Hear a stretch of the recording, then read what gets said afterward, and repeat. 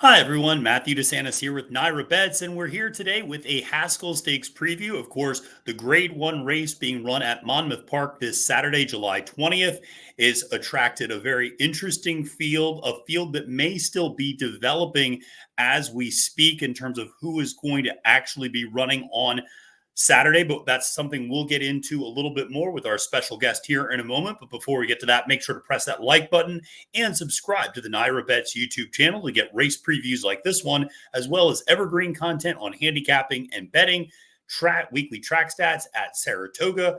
You can also get a lot of full card analysis. We got that coming up on Friday morning with Monmouth Park's track announcer, Matt Dinnerman. He and I are going to be going through all the races on Saturday at the Haskell Day at Monmouth Park. We're going to be giving our top pick, our top value play for all of those. So make sure to tune in. And the best way to do that is to like and subscribe. Well, when I wanted to talk about the Haskell, there was one person who immediately came to mind, and that was my very special guest for today, and that is Crystal Conning, who is the paddock analyst at Monmouth Park. Crystal, thank you so much for joining me today. Thanks for having me. It's a good group of horses. I'm excited to talk about it. Absolutely. So I was down there with you all on Pegasus Day, on Haskell Preview Day, essentially, and we see a couple of horses coming back from that race. Obviously, Tuscan Sky and Sea Streak coming back there. We saw a horse like Domestic Product, who ran second that day, come back and win a Grade 2 in his next start. So that was promising to see how strong that race was. But let's dive into this field for Saturday's Haskell. It's an 8-horse field. And as I mentioned at the top, still a little bit of discussion about who's going to be in, who's going to be out. Danny Gargan has kind of made it known that he was not a big fan of the rail draw for Dornoch, and Dornoch may very well scratch out of this race and point towards the Jim Dandy. That would obviously have a big impact on the pace dynamic in this race, with him showing a lot of early speed. And you see Todd Pletcher having 3 horses, Tuscan Sky, Mindframe, and Fierceness. The assumption was that Fierceness would scratch out of this race and go to the Jim Dandy, but there's now some buzz that Mike Rapoli, the owner of Fierceness, is reconsidering, and he may very well run all 3. All we can do is look at who's on the screen right now with the 8 runners. Crystal, what was your kind of first overall thoughts on this particular field as you took a look at it? Well, I was really excited to see the rematch between Dornoch and Mindframe, obviously coming out of the Belmont. Mindframe, he's just so raw in that race. I think he maybe got himself beat, just being that little bit green up the lane. When we spoke with Todd Pletcher earlier today at the post position draw, he kind of alluded to the same thing, that they thought the horse really probably nearly could have won that race. So I'm sure that they've done plenty of sort of work in between these runs to sort of rectify that. And I don't know, I think Mindframe's really exciting. I loved him heading into the Belmont. So I'm excited to see him here, just with that kind of the whole experience of the Belmont. He's going to come on so much, just the whole day, the atmosphere, everything. That was such a big occasion for such a lightly raced horse. So I think he's going to come into the Haskell a little bit of a different animal than he went into the Belmont. Yeah, absolutely. And he was a horse that absolutely proved me wrong on Belmont Day. I was a little skeptical. I didn't know what to expect. He was taking a huge step up in class. This was a big test for him, and drew the outside post as well. But man, he looked really good. And you're right. If you watch the head-on shot, when Irad Ortiz Jr. kind of went to the crop, he jumped out about 3-4 paths, it looked like. And really, I think did probably cost himself the race a little bit by giving up significant ground. I'm interested, for folks who didn't know, you used to be a jockey, you still do ride.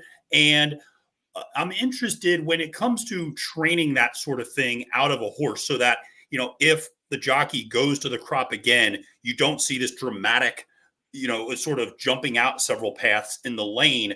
Is that something you just work on during the breezes? Is that something that, Todd would be working with the exercise riders on? Like what's the process there a little bit?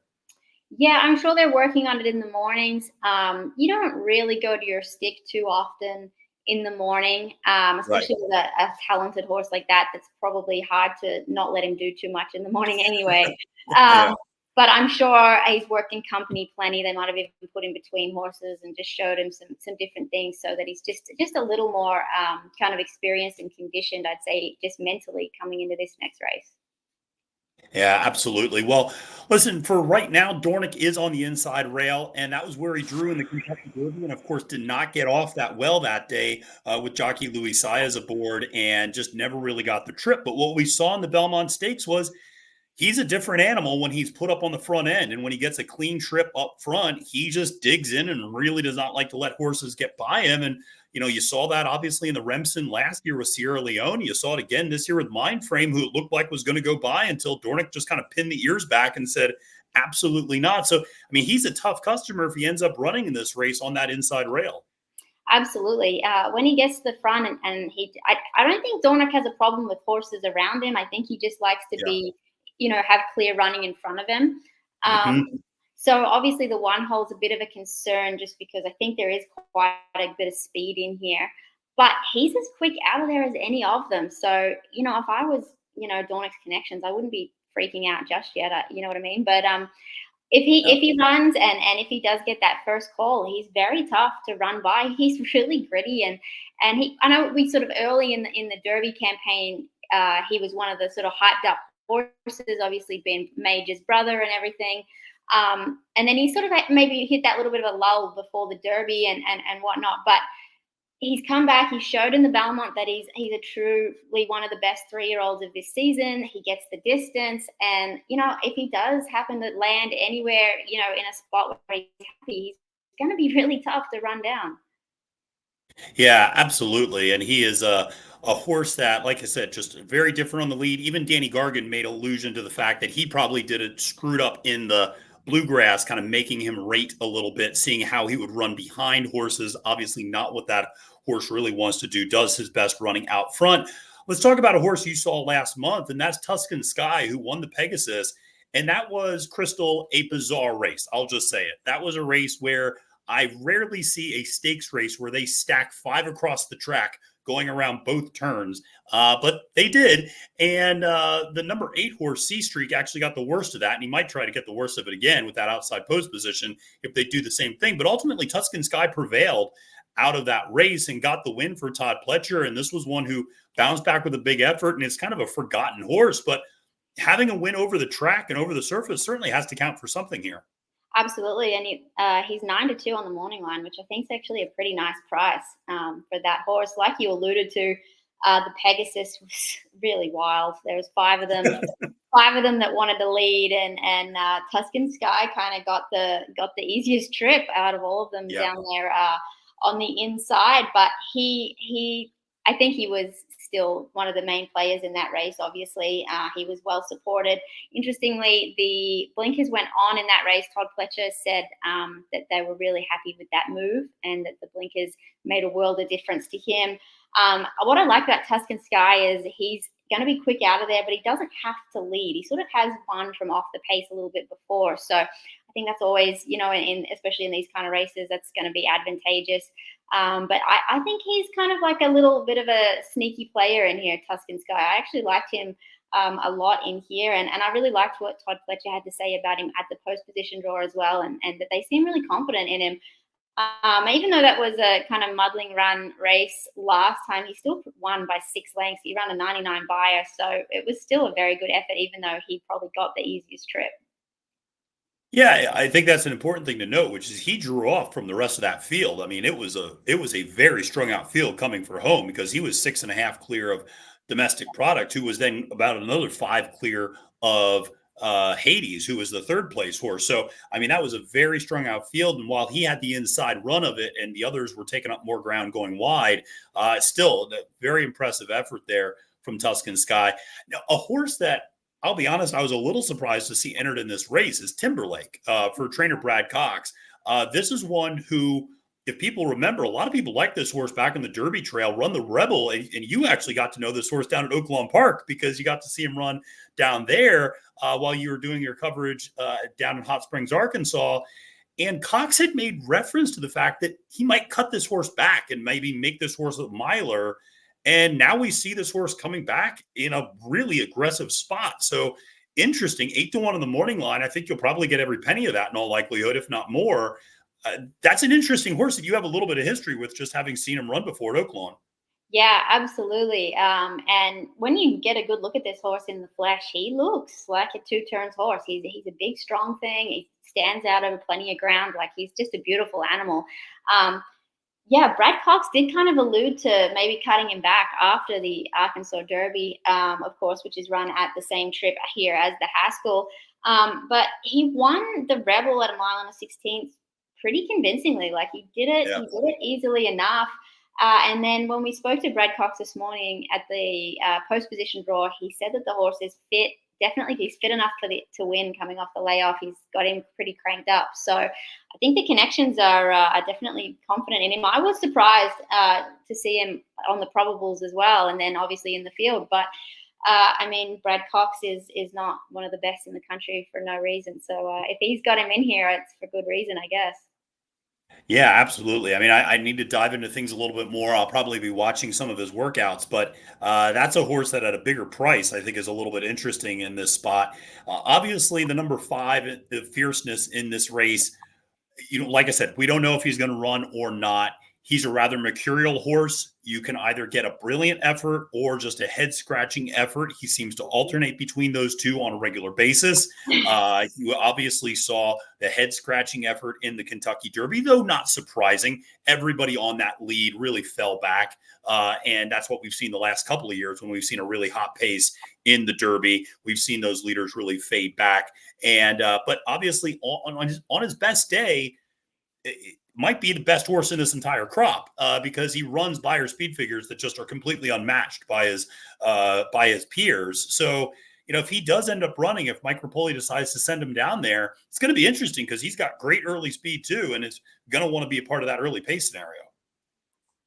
Absolutely. He is, I think, a need the lead type. So he's definitely he's drawn a good gate for that coming out of the 5 hole. If he's in, he's absolutely going to be going for the lead. But like you said, he ran 110 Beyer in the Florida Derby. So anything remotely close to that is good enough to win this. It was at the same distance as the Haskell.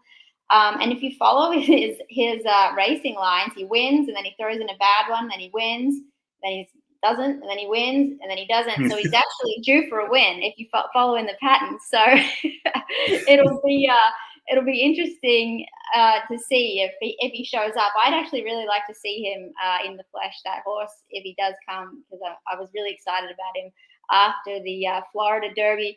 I'm kind of one of those people. The Kentucky Derby for me is just a throwout race if they run bad. It's just so intense, that 20-horse field.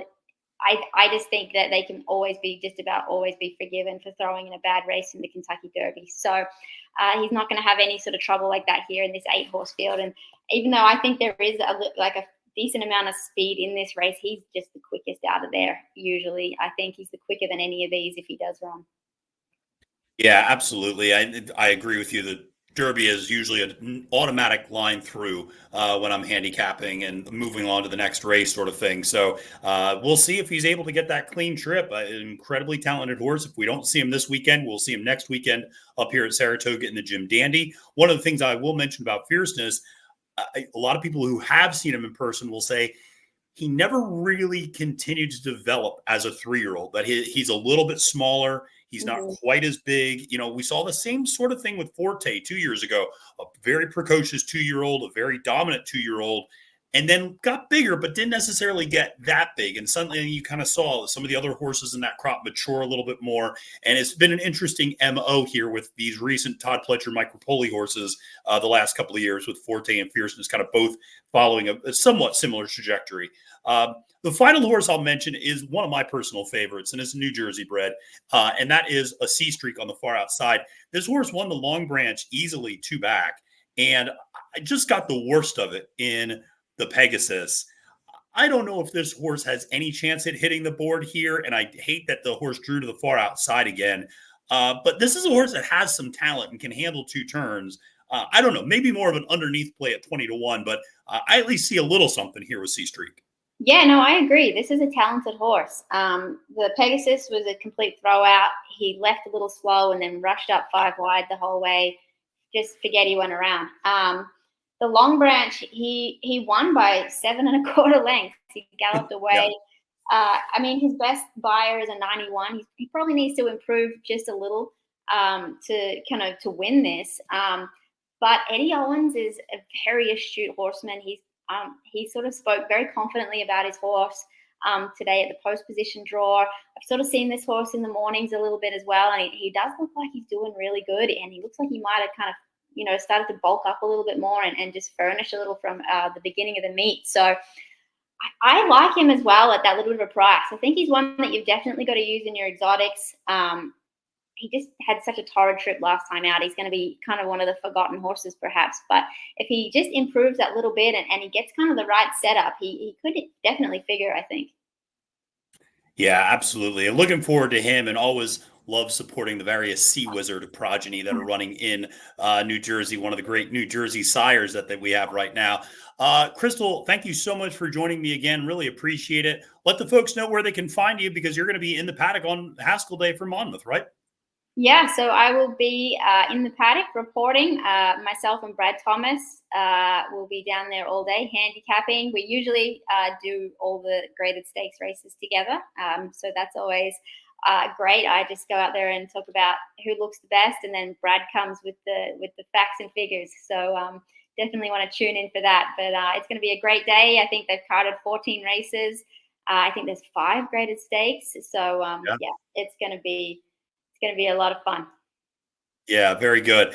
Well, Crystal, thank you again. Really appreciate you taking the time to chat with me about the Haskell Stakes. And thank you all for watching this Haskell Stakes preview. Make sure to press that like button on YouTube and subscribe to the new NYRA Bets YouTube channel, because, of course, how can you enjoy the Haskell presented by NYRA Bets without also subscribing to the NYRA Bets YouTube channel? So thank you again. For Crystal Conning, my name is Matthew DeSantis, wishing you a happy and prosperous day at the races, and reminding you, friends, it's now post time.